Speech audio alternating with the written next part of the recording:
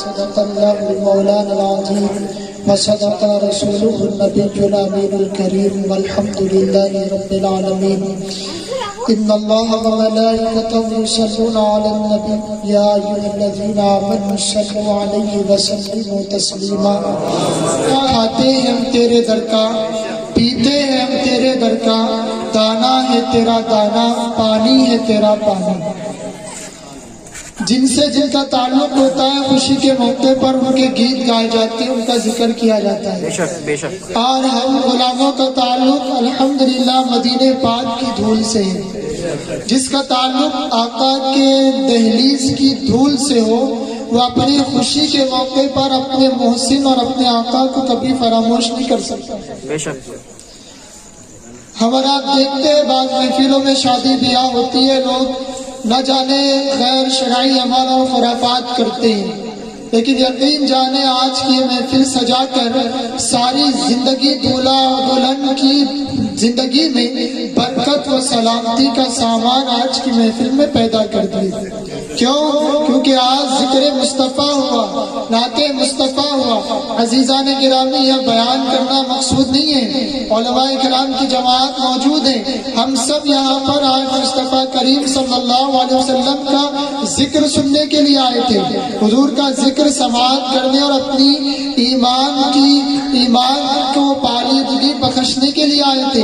ذکر مصطفیٰ سے دنیاوی معاملات میں خیر و برکت آتی ہے، دنیاوی معاملات میں آسانی ہوتی ہے، شادی بیاہ کے معاملات میں آسانی ہوا کرتی ہے۔ عزیزان گرامی، اللہ تبارک و تعالیٰ نے آپ کو ہمیں اشرف المخلوقات بنا کر کے اس دنیا میں پیدا کیا۔ آپ جانتے ہیں اس دنیا میں اللہ سبحانہ و تعالیٰ نے ایک مخلوق کو پیدا کیا جس کو نور سے بنایا، نور سے بنایا، اور بنانے کے بعد ان کے اندر پاکیزگی کو اللہ تبارک و تعالیٰ نے رکھ دیا۔ بڑی پاکیزہ مخلوق ہے، خواہش ان کے اندر نہیں ہے، بڑی پاکیزہ مخلوق، اور ان کا مقصد کیا ہے؟ اللہ تبارک و تعالیٰ کی عبادت کرتے رہنا۔ ہم وقت اللہ کے جلووں میں کھوئے رہتے ہیں اور عبادت کے اندر مشغول رہتے ہیں، اور ایسی پاکیزہ مخلوق جس کو فرشتے کہا جاتا ہے، ان فرشتوں کے نصیبوں پر قربان جاؤ۔ ہزاروں فرشتوں کو اللہ نے حبیب پاک علیہ الصلوۃ والسلام کے روضے شریف پر معمور کر دیا۔ تقریباً 70,000 فرشتے زندگی میں ایک مرتبہ حضور پر درود و سلام پڑھتے رہتے ہیں۔ ایک بار جس کا موقع آ جائے دوبارہ ان کا موقع نہیں آتا۔ عزیزان گرامی، اتنی پاکیزہ مخلوق، خواہش ان کے اندر نہیں، اللہ نے عبادت کے اندر پیدا کیا، اور ان کے برعکس اللہ نے دوسری مخلوق پیدا کی جن کے اندر اللہ نے خواہش رکھی، جو خواہش کے مطابق اپنی زندگی گزارتے ہیں۔ خواہش ان کے اندر رکھ دی۔ آپ دیکھیں ان کے اندر حرام و حلال کی تمیز نہیں، جائز ناجائز کی تمیز نہیں، عبادت ریاضات کا تصور نہیں، ان کے اندر خواہش کو رکھ دیا۔ اپنے جذبات کا اظہار کرنا ہوتا، جدھر دل چاہتا بلا کسی سوچ اور فکر کے ادھر منہ مار دیتے، جو چیز پینے کو دل چاہتا وہ چیز پی لیتے، جو مادہ کسی نر پہ چڑھنا چاہتا چڑھ دیتا، اور دنیا میں اپنی نسل کو بڑھا لیتے۔ وہ کون سی مخلوق؟ فرشتوں کے اپوزٹ، فرشتوں کے برعکس ایسی مخلوق پیدا کی جسے حیوان جانور کہا جاتا ہے۔ اب آپ توجہ رکھیں، یہ دونوں مخلوق کے درمیان اللہ نے ایک مخلوق پیدا کی، دونوں مخلوق کے بیچ میں اللہ نے ایک مخلوق پیدا کی۔ نہ یہ فرشتے ہیں نہ یہ جانور ہیں، نہ فرشتے نہ جانور، کون سی مخلوق؟ وہ ہے انسان۔ حضرت انسان کو اللہ نے پیدا کیا۔ اب یہ انسان میں اللہ نے دونوں مخلوق کی صفات اور خصوصیات کو جمع کر دیا، فرشتوں والی بھی جانور والی بھی۔ اگر یہی انسان اپنے ضمیر کو پہچان کر اللہ کے احکام کو اپنی زندگی میں لازم کر لے تو یہ انسان کا مرتبہ اللہ فرشتوں سے بلند کر دے۔ اور یہی انسان اتنا گر جائے کہ جانوروں والی صفات اپنا لے تو اللہ تبارک و تعالیٰ اس انسان کی زندگی کو جانوروں سے بدتر کرتا ہے۔ اب یہ انسان کا کام ہے اپنی مقصد حیات کو پہچاننا اور جاننا. تو اللہ نے انسان میں فرشتے والی صفات بھی رکھی اور جانوروں والی بھی. آپ دیکھیں انسان کی شادی بیاہ نہیں ہوتی، جانوروں کی شادی بیاہ نہیں ہوتی، نکاح نہیں ہوتے، انسانوں کے ہوتے، اس لیے کہ یہ اشرف المخلوقات ہے. اللہ نے انہیں اشرف بنایا. اللہ نے ان کی تخلیق بڑے اچھے سانچے میں کی، بڑے اچھے انداز میں کی. ان کے زندگی کے مقصد کو بتایا گیا. پیدا ہوئے تو نام رکھا گیا، کان میں اذان دی گئی، نام رکھا گیا. جب تعلیم کے لائق ہوئے، بولنا سیکھا تو تسمیہ خوانی ہوئی اور انہیں پڑھنا سکھایا گیا، لکھنا سکھایا گیا. پھر بڑے ہوئے تو اسے اور علم کو کسی ذریعے معاش کے اندر لگایا گیا. پھر اور بڑے ہوئے تو ماں باپ کے اوپر ایک ذمہ داری اللہ تبارک و تعالیٰ اور اس کے حبیب پاک علیہ الصلوۃ والسلام نے ڈالی کہ جب بچے جوان ہو جائے تو ان کی شادی کرو، ان کی بیاہ کرو، اچھی جگہ ان کا رشتہ کرو. اور رشتہ کوئی انسان اپنی مرضی سے نہیں جوڑتا، کوئی انسان اپنی خواہش کے مطابق نہیں جوڑتا. لاکھ کوشش کر لے آپ، لیکن اگر اللہ نے کسی لڑکے کو کسی لڑکی کے نصیب میں نہیں لکھا تو وہ نہیں ہوتا. ساری دنیا طاقت لگا لے لیکن رشتہ نہیں ہوتا. اور آسمان سے اللہ کن کہہ دے تو اللہ تبارک و تعالیٰ اپنی رحمت سے اسے فیکون کر دیتا ہے. ساری دنیا توڑنے میں لگ جائے کوئی نہیں توڑ سکتا. جب نکاح ہوا تو اللہ نے کیا کہا؟ نکاح کیوں کیا جائے؟ نکاح انبیاء کرام علیہ الصلوۃ والسلام کی سنت، نبیوں کی سنت، صحابہ کی سنت اور تمام نبیوں کی سنت. اور آپ جانتے ہیں نکاح کتنا پیارا عمل، علماء موجود ہے، کتنی پیاری سنت ہے نکاح. آپ سمجھتے ہیں نکاح کتنی پیاری سنت؟ روح زمین پر اللہ تبارک و تعالیٰ نے سب سے پہلے کس کو پیدا فرمایا؟ حضرت آدم علیہ السلام. اور اس کے بعد آپ کے ساتھ کون تھے؟ حضرت حوا رضی اللہ تعالیٰ عنہ. دو مخلوق، دو اللہ تبارک و تعالیٰ نے آدم اور حوا کو پیدا کیا. اور جب ان کا نکاح ہوا، جب ان کا ملن ہوا، آپ اندازہ لگائے عرش معلیٰ پر حضرت آدم اور حوا کا نکاح ہوا. کہاں پر؟ آسمان میں عرش معلیٰ پر. اور نکاح کے لیے مہر بہت ضروری ہے. بنا مہر کے نکاح نہیں ہوتا، بنا مہر کے نکاح مکمل نہیں ہوتا. اہم رکن نکاح کا مہر ہے. اور آج ہمارے معاشرے میں یہ معاملہ ہے. مہر کیا صورت رکھتا ہے؟ آپ مہر دے کر کے کسی لڑکی کو شوہر مہر دیتا ہے اور اس کے نام و نفقے کی ذمہ داری اپنے سپرد لے کر اس سے فائدہ حاصل کرتا ہے. اس کو مہر کہا جاتا ہے. اور مہر علماء کہتے ہیں مہر نقدی دو، ادھار مت رکھو.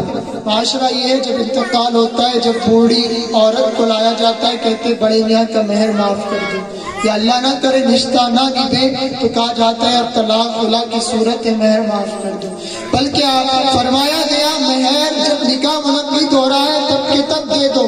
اور کتنا مہر دو؟ کتنا؟ 10 درہم مہر شریعت نے مقرر کیا. 10 درہم کیش، سونا نہیں، چاندی نہیں. معاشرے میں یہ ماحول ہے، لوگ شادی بیاہ میں ہزاروں روپیے خرچ کرتے ہیں لیکن مہر دینے کی بات آتی ہے کہتے باشکل زیور. یہ ایک ہمارے معاشرے کا یہ غیر اسلامی طریقہ ہم میں رائج ہو گیا، غیر اسلامی طریقہ. علماء موجود ہے بڑی ذمہ داری کے ساتھ. یہ اسلامی طریقہ نہیں ہے مہر زیورات کی شکل میں چڑھانا. مجھے آپ بتائیے، آپ نے موبائل فون خریدا بازار سے نیا سا، کیا آپ ادھار خریدتے ہیں یا نقدی خریدتے ہیں؟ جواب دیجئے. کاروبار کے لیے آپ نے عید آئے رمضان کے نئے کپڑے خریدے، ادھار خریدے یا نئے خریدے؟ پیسے دے کر خریدے. پیسے دے کر خریدی جاتی ہے، ویسے نہیں ملتی. تو جس نکاح کی بنیاد اللہ نے تقوی پر رکھا اور بیوی کے اوپر مہر اس کا حق ہے، تو آقا فرماتے ہیں، علماء فرماتے ہیں مہر کی رقم نقدی دو اور زیادہ کوئی رقم نہیں ہے. 10 درہم. آپ دیکھیں 1 درہم کی قیمت دور حاضر میں کتنی ہے. ہر نوجوان اپنے موبائل میں انٹرنیٹ کے ذریعے سے 1 درہم کی قیمت لگا کر حساب کر سکتا ہے، کوئی زیادہ رقم نہیں ہے. تو نکاح کے اندر مہر مقرر کیا گیا. آدم میرے محبوب پر درود شریف پڑھ لو، یہ تمہارا مہر. کیا ہمارے نبی کریم علیہ الصلوۃ والسلام پر درود شریف پڑھ لو. آدم تم نے حوا کا مہر ادا کر دیا. حضور پر درود پڑھنا آدم علیہ السلام کا مہر مقرر ہوا. تو ایسی بات نہیں ہے لفظی, بڑی ذمہ داری کے ساتھ محدثین نے لکھا ہے, علماء بیٹھے ہیں, حضرت آدم کا مہر حضور علیہ السلام پر درود شریف پڑھایا گیا. اور کتنا بعض محدثین نے تعداد بھی لکھی, غالباً 10 مرتبہ یا 100 مرتبہ درود شریف پڑھ لو, آدم تم نے ہوا کا مہر ادا کر. ہمارے آقا کی وہ شان, دنیا کا پہلا نکاح ہو تو اس نکاح میں بھی حضور کا ذکر ہو. گویا کہ آج کی محفل میں بھی حضور علیہ السلام پر درود شریف پڑھ کر, نعت شریف پڑھ کر ہم غلاموں نے یہ بتا دیا ہمارا تعلق آدم علیہ السلام سے ہے. اس نکاح میں بھی حضور پر درود و سلام پڑھا گیا تھا. آج بھی ہم اس محفل میں بھی درود شریف پڑھ کر اپنی نسبت کو قائم رکھیں گے, اپنی نسبت کو سلامت رکھیں گے. تو مہر بہت ضروری ہے. اس کے بعد اہم رکن آتا ہے ایجاب و قبول. ایجاب و قبول دولہا دلہن کا بہت اہم ہے. اور پھر دلہن اپنی جانب سے وکیل مقرر کرتی ہے اور دولہے میاں اپنی جانب سے گواہ. چاہے گواہ دولہے کے رہو یا دلہن کے رہو, دونوں کے رہ سکتے, ضروری نہیں ہے دلہن کی ہی رہنا. وکیل دلہن کا ضروری ہوتا ہے. وکیل دلہن اپنا وکیل مقرر کرتی ہے, اپنے والد کو, اپنے چاچا کو, اپنے ماموں کو, وہ جس کو مقرر کرنا چاہے وہ کرتی ہے. پھر اس کے بعد نکاح کی محفل ہوتی ہے. خطبہ نکاح پڑھنا سنت ہے جو رسول اللہ علیہ السلام نے پڑھے. اور نکاح کا مقصد کیا کہا گیا؟ نکاح کرو اس سے تمہارا تقوی حاصل ہو جائے. تقوی آپ اندازہ لگائے, نکاح کر کے انسان اپنی خواہش کی تکمیل کر رہا ہے, اپنے آپ کو پاک و صاف کر رہا ہے. اور اللہ کے رسول فرماتی ہے نکاح من سنتی, نکاح میری سنت ہے. فمن رغب فلیس منی, جو کوئی اس سے اعراض کیا, منہ موڑ لیا, فلیس منی, وہ انسان مجھ میں سے نہیں ہو سکتا, وہ ہم میں سے نہیں ہے. اتنی پیاری سنت, شک نہیں باپ جنت کا دروازہ ہے, اس میں شک نہیں. لیکن سب سے پہلے دنیا میں باپ بیٹے کا رشتہ نہیں بنا, ماں بیٹے کا رشتہ نہیں بنا, بھائی بھائی کا رشتہ نہیں بنا, بہن بھائی کا رشتہ نہیں بنا. جو رشتہ سب سے پہلے روح زمین پر قائم ہوا وہ میاں اور بیوی کا رشتہ. اس کا رشتہ تھا میاں اور بیوی کا. اللہ نے سب سے پہلے وہ رشتہ قائم کیا, حضرت آدم اور حوا کا رشتہ. حضرت آدم اور حوا کا رشتہ کتنا پاکیزہ ہے یہ رشتہ. حضرت آدم اور حوا کا قرآن نے کہا کہ مرد کے لیے عورت اس کا لباس, شوہر کے لیے بیوی اس کا لباس, اور بیوی کے لیے مرد اس کا لباس. مطلب کیا؟ اگر بیوی میں خامی دیکھو, بیوی میں اگر کوئی عیب دیکھو تو شوہر کی ذمہ داری ہے وہ اس کی عیب کو دنیا کے سامنے فاش نہ کرے. اور اگر مرد اپنے شوہر اپنے بیوی میں کوئی عیب دیکھے تو اس کا اظہار دنیا کے سامنے نہ کرے, ماں باپ کے سامنے نہ کرے, بھائی بہن کے سامنے نہ کرے, بلکہ بڑی محبت سے, بڑے اطمینان سے, بڑے سکون سے, بڑی بردباری سے, بڑے حلم کے ساتھ, بڑے صبر کے ساتھ اپنی بیوی کو سدھارنے کی کوشش کرے, اپنی بیوی کو نیک راہ پر لانے کی کوشش کرے. اور صوفیہ کرام تو بڑی پاکیزہ بات کہتے ہیں. ایک اللہ کے ولی صوفی کامل سے کسی نوجوان نے پوچھا کہ حضرت قبلہ مجھے بتائیے میں اپنی اولاد کی پرورش کیسے کروں, اولاد کی پرورش کیسے کروں, میری بیوی حاملہ ہے, میرے ہاں اولاد ہونے والی ہے, میں ان کو نیک راہ کے اندر لگانا چاہتا ہوں, نیک راستے پر چلانا چاہتا ہوں, اللہ اور اس کے رسول کی راہ پر چلانا چاہتا ہوں. تو آپ مجھے رہنمائی کریں میں کس طرح ان کی تربیت کروں کہ وہ نیک راہ پر چلے. صوفی کیا کہتی ہے اللہ کے ولی کا بیٹا تم نے مجھ سے مشورہ کرنے میں بڑی دیر کر دی, بڑی دیر کر دی مشورہ کرنے. کہا نہیں حضرت ابھی بچہ پیدا نہیں ہوا, پیدا ہونے والا ہے, ولادت ہونے والی ہے.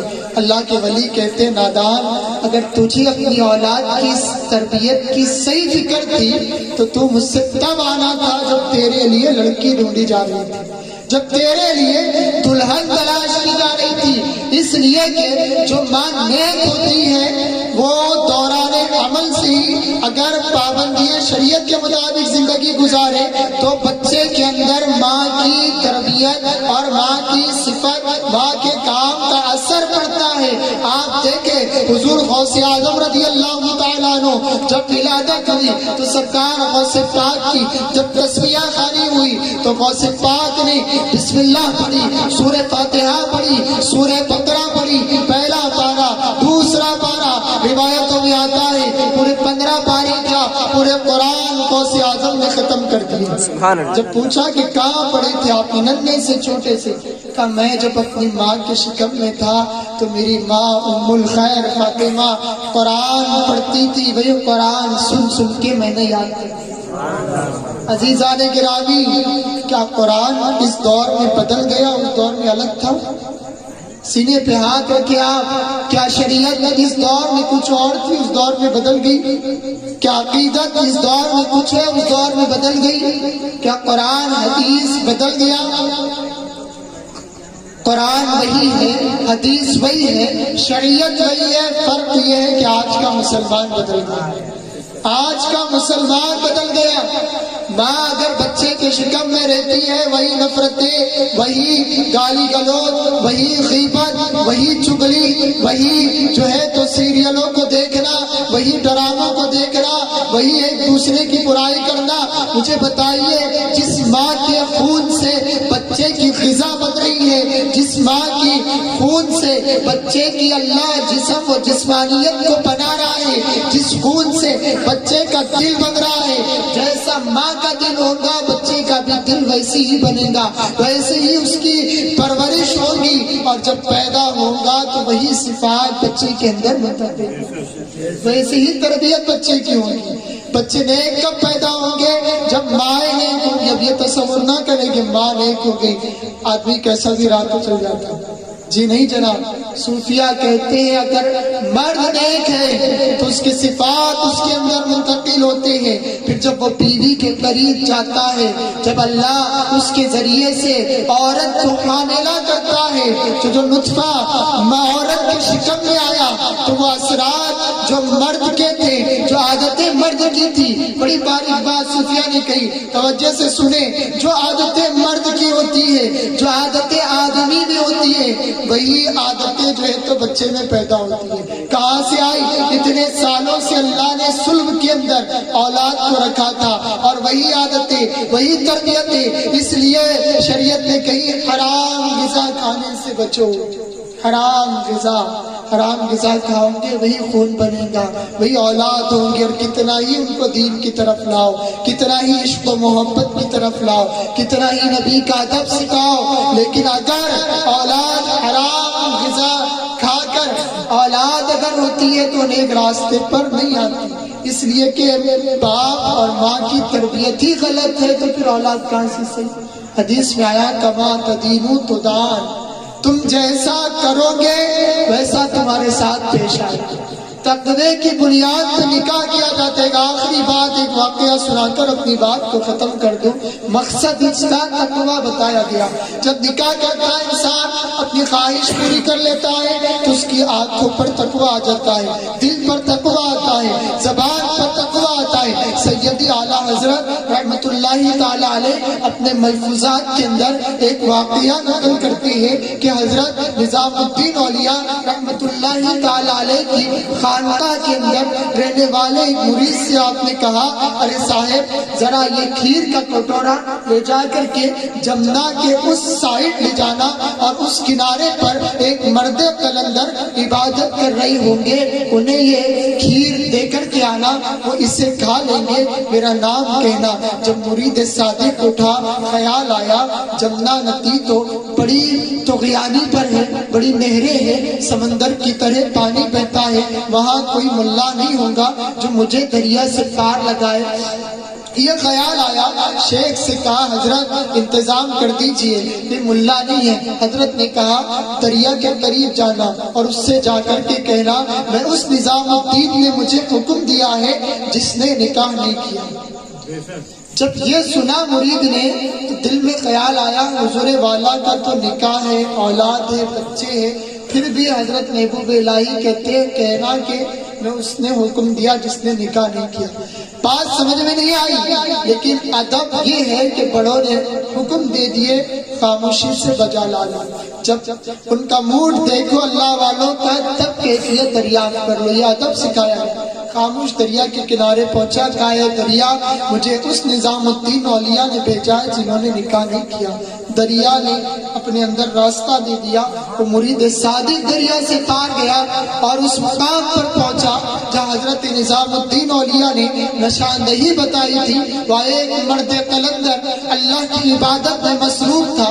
جب وہاں پہنچنے کے بعد ان کی عبادت ختم ہوئی تو اس اللہ کے نیک بندے نے حضرت نظام الدین اولیاء کا سلام پہنچایا اور تحفہ دیا. انہوں نے وہ کھیر لی. ساری کھیر بڑی ادب و احترام کے ساتھ نوش کر لی، کھا لیے، پی لیے اور اسے رخصت کرنے لگے. تو وہ مرید کہتا ہے حضرت آیا تو یہ معاملہ تھا، اب جانے کا انتظام آپ کر دیجئے. وہ اللہ والے کہتے ہیں جاتے ہو تو دریا کے پاس جا کر کہنا میں اس مرد قلندر کے پاس سے آیا ہوں جس نے کبھی کچھ نہیں کھایا. ابھی ساری کھیر کھائی پھر بھی اللہ والے کہتے کبھی کچھ نہیں کھایا. مرید پھر سوچتا ہے بات سمجھ میں نہیں آئی. وہ کہتے نکاح نہیں کیا، یہ کہتے کچھ نہیں کھایا. بات کیا تھی؟ خاموش عمل کیا. دریا کے پاس آیا، جمنا سے کہا میں اس کی تہ در سے آیا ہوں جس نے کچھ نہیں کھایا، اس کا حکم ہے تو مجھے راستہ دے دے. اتنا کہنا تھا، دریا نے راستہ دے دیا. ایک کنارے سے دوسرے کنارے پہنچ گیا. بڑی تذبذب کے اندر مبتلا ہے. فلسفہ سمجھ میں نہیں آتا، بات سمجھ میں نہیں آتی. یہ معاملہ کیا تھا؟ جب پہنچا حضرت نظام الدین اولیاء بیٹھے ہوئے تھے. حالات جانے بڑی ادب و احترام سے عرض کیا حضرت والا یہ واقعہ میرے ساتھ رونما ہوا. بات سمجھ میں نہیں آئی، فلسفہ سمجھ میں نہیں آیا. آپ ذرا یہ معاملہ کلیئر کر دیجئے، سمجھا دیجئے. حضرت محبوب الہی رحمت اللہ تعالی علیہ کہتے ہیں بات دراصل یہ ہے کہ میں نے جو کہا اور میرے حکم پر دریا نے راستہ دے دیا. ہماری زبان میں اور ہمارے نیت میں یہ نیت تھی کہ ہم نے کہا کہ دریا راستہ دے دے. اس کا حکم ہے جس نے نکاح نہیں کی، شادی نہیں کیا، اور الحمدللہ میں صاحب نکاح ہوں، صاحب اولاد ہوں. بات معاملہ یہ ہے ہم نے جو نکاح کیا ہے یہ اپنی خواہش کی تکمیل کے لیے نہیں بلکہ اللہ کے حکم کے بجا آوری کے لیے نکاح کیا اور رسول اللہ کے فرمان کے مطابق نکاح کیا کہ نکاح میری سنت ہے اس لیے ہم نے نکاح کیا، اپنی خواہش کی تکمیل کے لیے نکاح نہیں کیا. تب ہماری زبان میں اتنی تاثیر آئی کہ دریا نے راستہ دے دیا. اور عمر دے قلندر نے جو کہا تھا کہ میں نے کچھ نہیں کھایا، ساری کھیر کھاری صوفیاء اس لیے انہوں نے کہا کہ وہ اپنی مرضی کے لیے کچھ نہیں کھاتے بلکہ اس لیے کھاتے ہیں کہ وہ کھانا کھاتے ہیں تو جسم میں قوت آتی ہے، طاقت آتی ہے اور اس کے بعد وہ اللہ کی عبادت کو اندر لگ جاتے ہیں. وہ عبادت خواہش نفس کے لیے نہیں کھاتے بلکہ اللہ کی رضا کے لیے کھاتے. نکاح بھی کیے کرتے ہیں تو اللہ کی رضا کے لیے. تو نکاح اس لیے کیا جاتا ہے کہ اللہ کی ذات کا عرفان حاصل ہو جائے، دل میں تقویٰ و طہارت پیدا ہو جائے، ذہن بات و صاف ہو جائے. اس لیے نکاح کے اندر خطبہ مقرر کیا گیا ہے، آیت قرآن مقرر کی گئی ہے. خوشی کا موقع ہے، سب خوشی مناتے ہیں. تو اسلام نے شریعت میں یہ نہیں کہا خوشی کا موقع ہے تو اپنی مرضی سے جو چاہے وہ کر لو، اپنی مرضی سے جو خرافات کرنا ہے وہ کر لو. نہیں، شریعت کے دائرے میں کرنا ہوگا. نکاح کرنا ہے تو شریعت کے حدود کے اندر ایجاب و قبول ہوگا، خطبہ نکاح ہوگا، پھر دعا ہوگی اور پھر مہر مقرر کیا جائے گا. وہ مہر دینا ہوگا، پھر پداگی ہوگی. جب پداگی دے کر کے شوہر بیوی کو لائے تو گھر میں سیدھے جانب سیدھا پیر دلہن کا لائے. اس لیے کہ کہا گیا کہ شوہر کے نصیب میں روزی، بیوی شوہر کو روزی بیوی کے نصیب سے ملتی ہے اور شوہر کو اولاد، بیوی کو اولاد شوہر کے نصیب سے ملتی ہے. مرد کو روزی شوہر کے نصیب سے اور شوہر کو بیوی کو اولاد شوہر کے نصیب سے، سیدھی جانب لاؤ، مستحب عمل ہے، ہر کام سیدھے ہاتھ سے، کھانا سیدھے ہاتھ سے، پینا سیدھے ہاتھ سے، جب تنہائی میں ملے تو کہا شکرانے کی نماز پڑھو، عہد کرو کہ اب تک زندگی جیسی تھی ویسی گزر گئی، اولاد نکاح ہوا، ہم نے ایمان مکمل کر لیا، آج ایمان کامل ہو گیا، اب ہم تیری عبادت بڑے اخلاص کے ساتھ، بڑی للہیت کے ساتھ، بڑی دلجوئی کے ساتھ ہم تیری عبادت کریں گے، اس لیے کہ آج ہمارا ایمان کامل ہو گیا، ہم نے وہ سنت ادا کی جو نبیوں کی سنت تھی، جو رسولوں کی تھی، جو رسول کونین علیہ السلام کی تھی، اور بڑا پیارا دن۔ آخری بات عرض کر کے سورہ نساء کی پہلی آیت جو خطبہ نکاح میں پڑھی جاتی ہے، اس آیت کے قصے کی تلاوت کا شرف حاصل کیا۔ اللہ فرماتا ہے واتقوا اللہ الذی تساءلون بہ والارحام ان اللہ کان علیکم رقیبا۔ یہ وہ آیت ہے جو خطبے کے اندر مکمل آیت پڑھی جاتی ہے۔ اللہ نے اس آیت میں انسانوں سے خطاب کیا کہ تمہارے لیے دو جوڑے بنائے، پھر آخر میں کہا واتقوا اللہ، کہ اللہ سے ڈرتے رہو، اللہ سے خشیت رکھو، اللہ سے ڈرو۔ تساءلون بہ والارحام، اس لیے کہ تمہارے بارے میں جو زندگی گزار رہے ہو تم سوال کیا جائے گا، تمہیں جواب دینا ہے۔ بالارحام، کس کا؟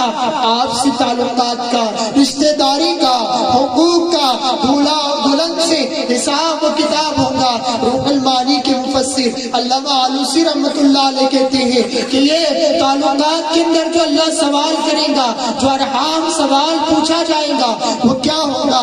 وہ کہا کہ مرد سے سوال پوچھا جائے گا۔ ارحام کے بہت سارے ہیں، ماں باپ بھی ہے، بھائی بہن بھی ہے، چاچا چاچی، پھپھا اور پھوپھی ہے، تمام رشتہ دار ہیں۔ اب تفصیل میں نہیں جانا ہے، مین بات جو اصل نقطہ بیان کی ہے انہوں نے وہ یہ ہے کہ ارحام شوہر سے سوال ہوگا کہ تمہارا بیوی کے والدین کے ساتھ کیا سلوک تھا۔ بیوی کے والدین شوہر کے کون ہوئے؟ ساس سسرے، ان کے والدین کے ساتھ تمہارا کیا سلوک تھا۔ اور بیوی سے اللہ پوچھے گا، سوال کرے گا رشتہ داری کے تعلق سے کہ تمہارا ساس سسروں کی خدمت کے تعلق سے کیا سلوک۔ آپ دیکھیں مرد اور عورت دونوں، نہ مرد بری نہ عورت بری، یہ تصور اسلام کا، یہ نقطہ، یہ خیال اسلام کا ہے۔ خدمت جس طریقے سے بیوی کے ذمے شوہر کی ہے تو اسی طریقے سے بیوی کی بھی اخلاق اور عادات و اطوار ہونے چاہیے کہ میرے ماں باپ کو چھوڑ کر اب میرے ساس سسرے میرے ماں باپ ہیں، مجھے قیامت کے دن ان کے حقوق کے بارے میں سوال ہوگا۔ اور شوہر بھی اپنے والدین، اپنے ماں باپ، ساس سسروں کے ساتھ حسن سلوک سے پیش آئے، محبت سے پیش آئے، عاجزی و انکساری کے ساتھ پیش آئے، اپنے داماد ہونے کا راگ نہ جمائے، تکبر نہ کرے۔ تکبر کرنا یہ انسان اور مسلمان کی شان نہیں ہے، عاجزی و انکساری مسلمان کی شان ہے۔ اور بیوی بھی جس طریقے سے شوہر کے حقوق ادا کرے، شوہر کی خوشی کے لیے اس کے ماں باپ کا بھی حق ادا کرے، اس کے ماں باپ کی بھی دلجوئی کا خیال رکھے۔ قرآن ہمارے لیے رہنمایاں پیغام ہے، بہت ساری چیزیں قرآن نے ہمیں بتائی۔ وقت اور حالات قرآن سے جڑنے کے ہیں۔ عزیزان گرامی، اللہ کا احسان ہے وقت کے اندر، حالات کے اندر ایسی محفلیں منعقد کرنے کی بہت زیادہ ضرورتیں ہیں تاکہ شادی بیاہ کے مسائل اور معلومات، احکام نوجوانوں کو معلوم ہو، ادب و اخلاص معلوم ہو۔ یہ نہیں کہ ماں باپ نے میرا فرض ادا کر دیے تو اب میرا گھر الگ، میری بیوی الگ، میرے بچے الگ۔ نہیں جناب، آپ کی بیوی الگ ہے تو الگ ہے۔ بیٹے کا کام ہے ماں باپ کی خدمت کرنا، ماں باپ کے حقوق ادا کرنا، ماں باپ کی دلجوئی کرنا، ماں باپ کا خیال رکھنا۔ ماں باپ کو نکاح کر کے اپنا فرض تو ادا کرتی ہے، اب بیٹے کا کام ہے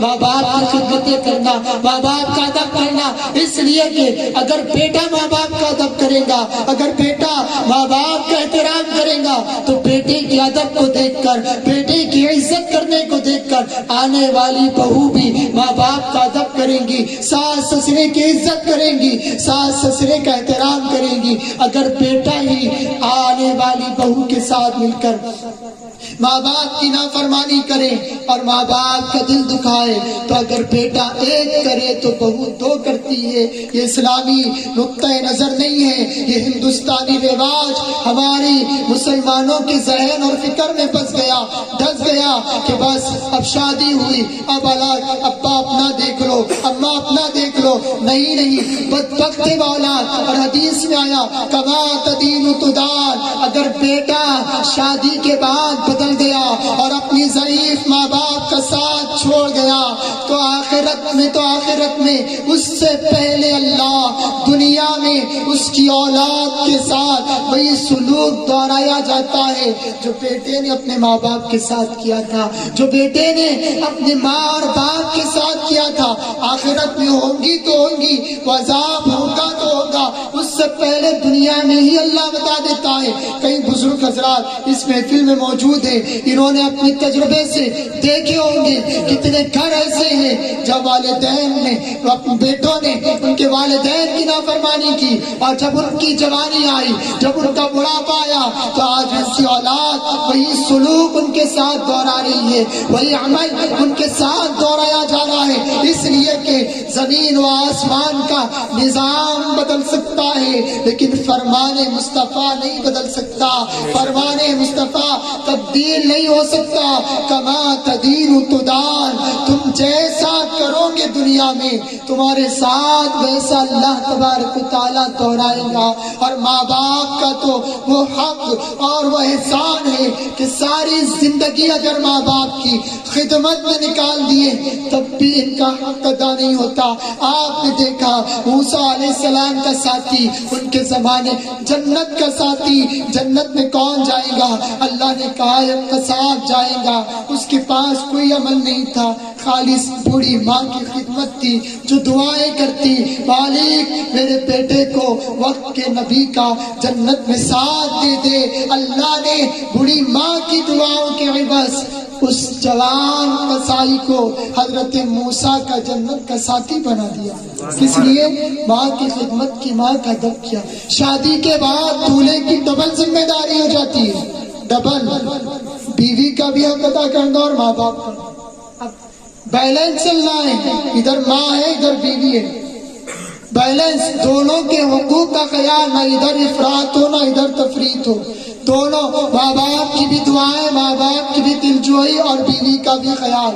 نہ بیوی سے نفرت نہ ماں باپ سے نفرت, نہ بیوی سے پیار نہ ماں باپ سے پیار. ایکویلنسی لے کر کے, دونوں میں مساوات لے کر کے شوہر کا کام ہے چلنا. جب یہ راہ چلتی ہے اور ماں باپ دعاؤں سے نوازتے ہیں تو اللہ اس شوہر اور بیوی کی دنیا بھی کامیاب کر دیتا ہے اور آخرت بھی کامیاب ہو جاتی ہے. اللہ سبحانہ و تعالیٰ مجھے اور آپ کو کہنے سننے سے زیادہ عمل خیر کی توفیق عطا فرما. وما علینا الا البلاغ. السلام علیکم ورحمۃ اللہ وبرکاتہ. سبحان اللہ, سبحان اللہ. بہت ہی پیارے انداز میں مفتی شہر سید عدنان میاں صاحب مدلل خطاب فرما رہے تھے. قرآن و حدیث کی روشنی میں بزرگوں کے واقعات